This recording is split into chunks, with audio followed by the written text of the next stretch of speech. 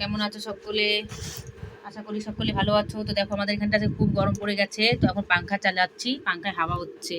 তো আমাদের পাংখাটা দেখলে আমাদের হাসি পাবে, পাংখার ঢাকন নেই, তারপর পাংখা একটু কম কম হাওয়া হয়, এদিকে কুলারটা খারাপ হয়ে গেছে, ঠান্ডাতে অনেকদিন চালানো হয় না, তো তার জন্য।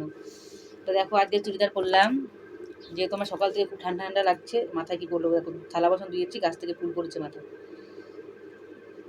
তো পাংখার হাওয়া খেলেও এখানটা এত গরম পড়ে যে পাংখার হাওয়া খেলে পারে গা হাত পা একবার টান টান ধরে যায়। তো কী করবো, কিছু করার নেই, পাংখারও খেতে হচ্ছে। এখনে কদিন পরে কুলার কিনবো। এই কুলারের কাজ চলবে না, এখন নতুন কুলারই কিনতে হবে, কারণ এই কুলারটা খুব হয়ে গেছে, তো কুলারের কোনো কাজ চলবে না। দেখো চুলটা শুকাচ্ছি হাওয়াতে, চুলটা আমি শুকিয়ে গেছে। তো কুলারে তো কাজ চলবে তো বললাম, এখন পাংখায় হাওয়া চলছে স্পিডে, সুন্দর হাওয়া হচ্ছে, হোক ভালো সুন্দর হাওয়া হচ্ছে।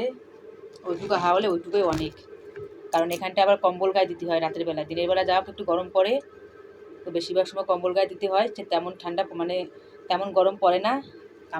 আমার তো গরম লাগছেই না, আমার তো ঠান্ডাই লাগছে। তাও এখন এই যে আমার ঠান্ডা লাগে তবে না, আরও সবার তো গরম লাগছে নাকি, তো গরম লাগছে। তো আমি এখন এই যে থালা বাসন ধুয়ে এলাম, সব কাজকর্ম গুছিয়ে এলাম, তারপর আবার একটু করে রান্নাবান্না করবো, মানে বিকালের রান্না এখন 4:30 বেজে গেছে, মানে 5টা বাজতে গেল। তো আমি 6টার ভিতরে রান্নাবান্না করে সব কমপ্লিট করে ফেলে দেবো, কারণ এই বেশি রাতে আবার কারেন্ট থাকে না আমাদের এখানটা, একটু পরে কারেন্ট চলে যাবে, আর রাত কমসে কম 7:30 না 8টার দিকে কারেন্ট আসবে।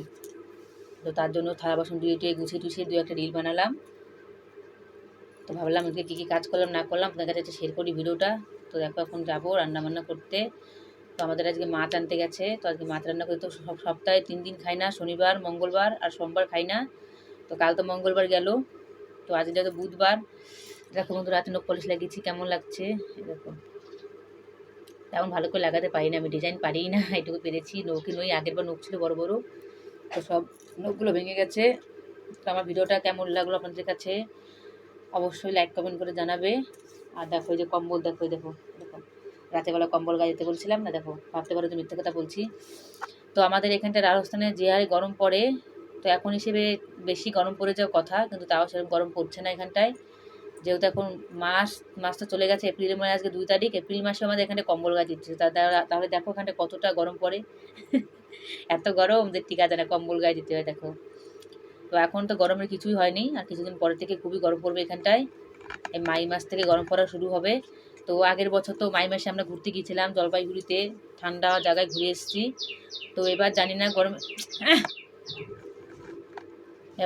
গরমকালে কোথায় ঘুরতে যাব। তো এবার আশা করি একটু বাড়িতে যাওয়ার ইচ্ছা আছে গরমের ছুটিতে।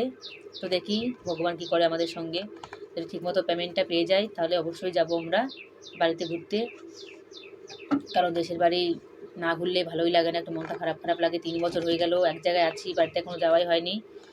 আর যেহেতু বাচ্চা কাছে স্কুল থাকে, তো সেরকম ছুটি হয় না, তো একটু ঠান্ডার সময় ছুটি হয়। তো এবার তো ঠান্ডা তেমন পড়েনি বলে এবার ঠান্ডার সময় ছুটি একটু কম হয়েছে, আর এবার ছুটি মনে হয় 14-15 দিনের মতো হয়েছে। আগেরবার তো 1.5 মাস ছুটি দিয়েছিল ঠান্ডার।